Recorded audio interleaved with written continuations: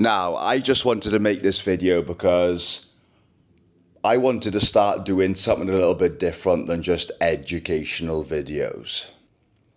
Being over 4 years sober, I just get so many people ask me questions about sobriety. And it's quite interesting because at the moment, I've literally just left Australia after 6 years. I won't get too much into this story, but I lived there for 6 years, worked as an electrician, and last July I just paid $15,000 for a visa. And at Christmas, I decided I was going to bin it all and I was going to move to Bali, which is a pretty life-changing decision that I made. And I wasn't sure if I was going to go through with it. I didn't know if it was the right choice, but I did. I booked my flight 2 weeks before Christmas, and the rest is history. And now I'm in Bali. Now, being a sober person and being in my mid-30s, I think it's something that people worry about because they think if they stop drinking, how are they going to make friends and socialise? And certainly during my time in Australia, I got sober at 30, just turned 35, and it's been a lot different. I don't know whether it's because as we get older, it's harder to make friends because people our age have more commitments. We have less energy, life gets more serious. Or it's just the fact that I stopped drinking and I don't go out with people that I would usually go out with. And as a result, I'm not being around people and being exposed to different situations where, you meet new people in an environment. Alcohol is like the biggest icebreaker of all time. Apart from martial arts, where if you go kickboxing, boxing or jiu-jitsu, that is actually probably the ultimate icebreaker. So that being said, I decided when I moved to Bali, I was going to completely reinvent myself. I was going to go crazy with YouTube videos. I was going to put as much content out as possible, and that's exactly what I'm doing at the moment. Every single day, I've been waking up at 6 a.m., meditating with repatterning meditation. The reason I'm doing this is because I am willing to try anything to get where I want to go. I've realized that time is at the essence and there is just no time for messing about anymore. It is literally now or never. There's a great quote, which I love, and it is, you either get what you want in life or you don't. It's that simple. And being the age that I am, 30 years of age, 35 years of age rather, I've realised that no one is coming to save me. And I know this is so cliche and it's thrown around on memes on the internet, but literally no one actually cares about you. And I'm actually coming to the realisation now where I realise that people don't actually care about me. I think in my late 20s, I kind of thought people did care about me and want the best for me. Over the last year or so, going through a breakup and then pretty much moving away from Sydney to regional New South Wales, where I wasn't around people who were aligned with my values, and yeah, they weren't actually the right people, and some stuff which I'm not very happy about, but yeah, it just proves me right. You should only spend time with people who you feel are aligned with your values, are on the same level and want to go the same place as you. If you feel that it's probably not right, then don't bother wasting your time. You're better off being on your own. But back to the point. I said when I moved to Bali, I was literally just going to completely transform myself.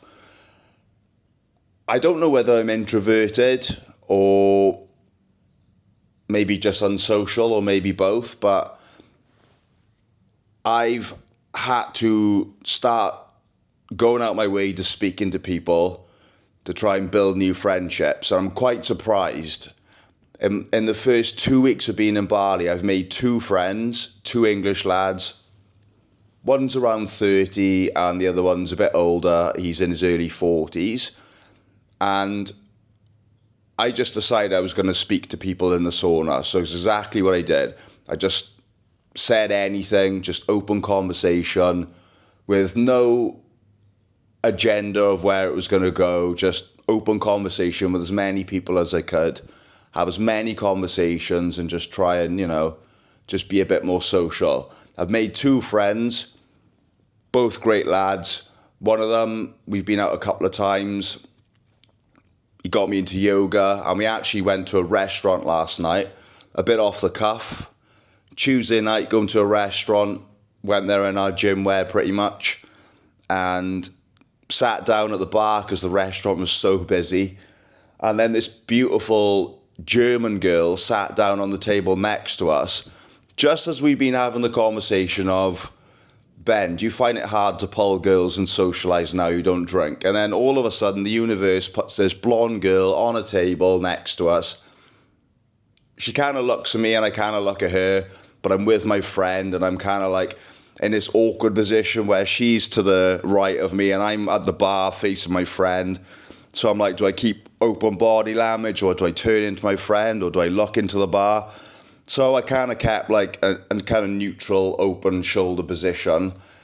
And I think 10 minutes into the conversation, I looked at her and I realised she was actually sitting on her own.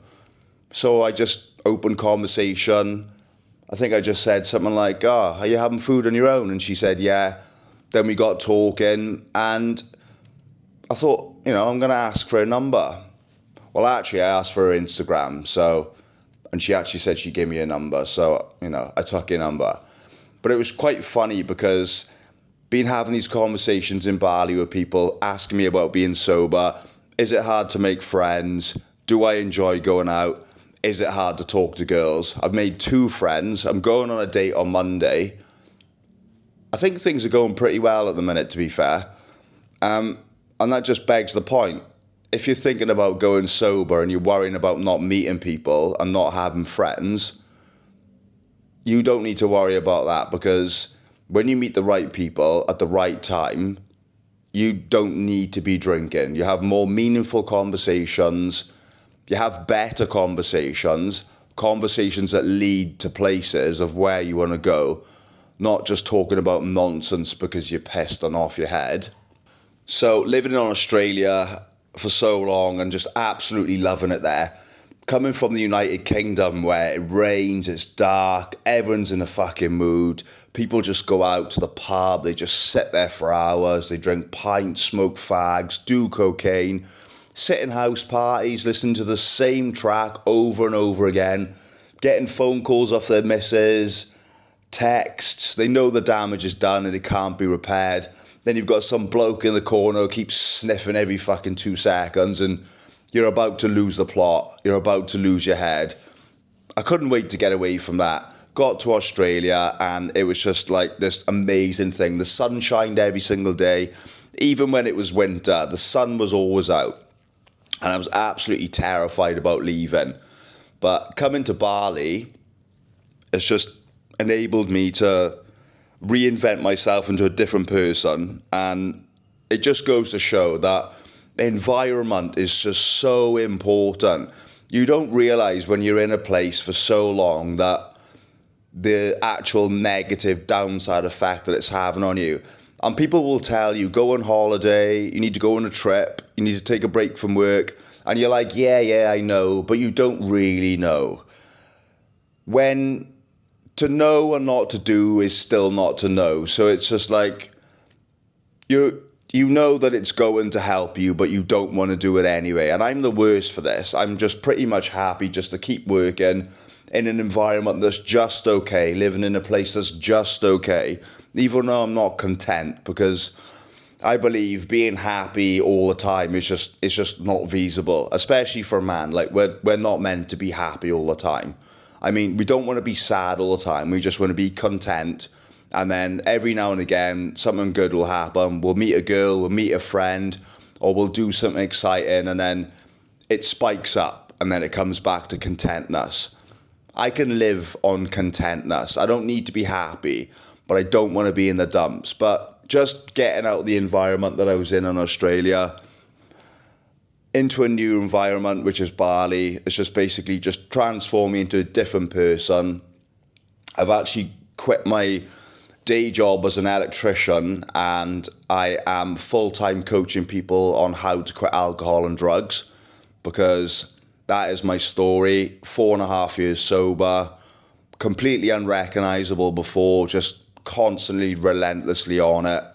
Just an absolute waste of space, just not going anywhere in life, no confidence, just absolute self-esteem on the fucking floor. But here we are now, moved to Australia, got sober, plateaued, and just thought, I know I can be doing better. Moved to Bali, complete career change, and yeah, it's been great. So I like doing videos where I educate people, but education can be boring, and sometimes when I watch content creators, I just like it when they talk. You know, when they don't put any edits or cuts in, they just sit there, put the camera on, and they just talk. They just tell stories in day-to-day life. And you pick up little gems in between these little stories. You pick up little gems that you can relate to, and something like that can just be inspirational and change your life. So I'm going to name these the Sober Diaries, and I'm going to do them laying on my bed, because I love laying on my bed, especially when I don't have to be anywhere. So I hope you enjoy this. Non-edited, the Sober Diaries, Volume 1. Let's go.